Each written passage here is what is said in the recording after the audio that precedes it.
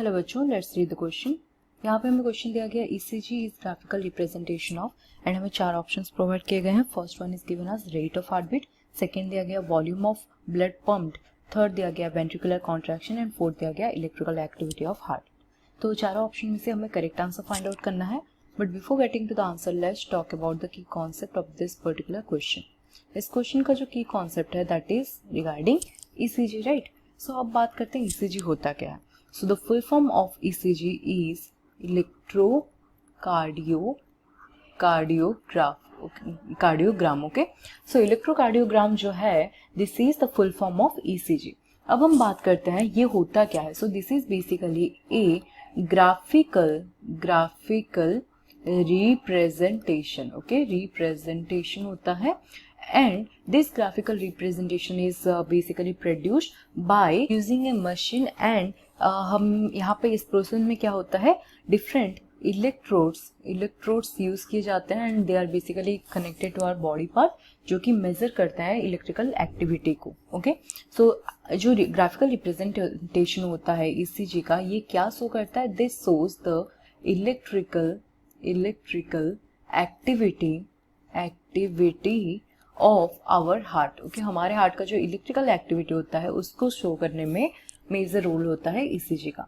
सो अब ईसीजी के बारे में थोड़ा ब्रीफली डिस्कस कर लेते हैं। अगर उसका एक डायग्राम ड्रॉ करें हम, then the diagram will something look like this. Okay, this will be the diagram of, ये एक रफ डायग्राम है। ओके, सो ईसीजी का डायग्राम आ जाएगा। सो ये आ जाएगा हमारा P wave and this will be the Q R S complex and this will be the T wave. So different component होता है एक पर्टिकुलर ईसीजी में। सो पहला वाला तो आ जाएगा हमारा पी वेव। पी वेव क्या रिप्रेजेंट करता है, डिफरेंट कंपोनेंट डिफरेंट चीज को रिप्रेजेंट करेगा। Okay, so that is very important. जो पी वेव होता है that indicates, first of all this is the first wave. ये क्या है, this is the first wave that appears on ECG. ECG का जो फर्स्ट वेव होता है that is P wave and ये रिप्रेजेंट क्या करता है, दिस रिप्रेजेंट्स एट्रियल सिस्टोल। ये एट्रियल सिस्टोल को रिप्रेजेंट करता है। एट्रियल सिस्टोल का मतलब है एट्रियल कॉन्ट्रैक्शन। ओके, सो ये रिप्रेजेंट कर रहा हमारा एट्रियल कॉन्ट्रैक्शन, हमें बोल सकते हैं कॉन्ट्रैक्शन। ओके, अब बात करते हैं दूसरे वेव्स के बारे में, और सेकंड हमारा आ जाएगा ये क्यूआरएस जो कॉम्प्लेक्स है। This QRS complex basically contains different waves का कॉम्बिनेशन होता है। It contains Q R and S wave. S wave का जो कॉम्बिनेशन होता है, कॉम्बिनेशन है क्यूआरएस कॉम्प्लेक्स। ओके, एंड ये रिप्रेजेंट क्या करता है, अब उसके बारे में हम डिस्कस करते हैं। सो जो क्यूआरएस कॉम्प्लेक्स है this basically represents the ventricular systole. ये वेंट्रिकुलर सिस्टोल को रिप्रेजेंट करता है। Ventricular systole means ventricular contraction, right. We can also say ventricular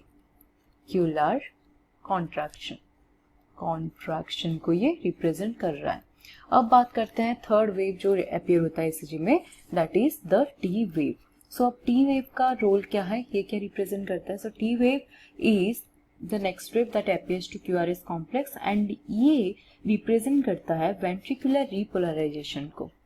ventricular repolarization और we can say ventricular relaxation, right. Repolarization और ventricular relaxation. Ventricular relaxation को ये indicate करता है। So these are different waves that appear on ECG. But हमें question में पूछा गया था ECG is graphical representation of, जैसे कि हमने पहले ही डिस्कस किया, इलेक्ट्रिकल एक्टिविटी को ये रिप्रेजेंट करता है। तो डी ऑप्शन हो जाएगा करेक्ट, बाकी तीन जो है those are wrong. So the correct answer for this particular question right here is option D. I hope you understood it well. Thank you.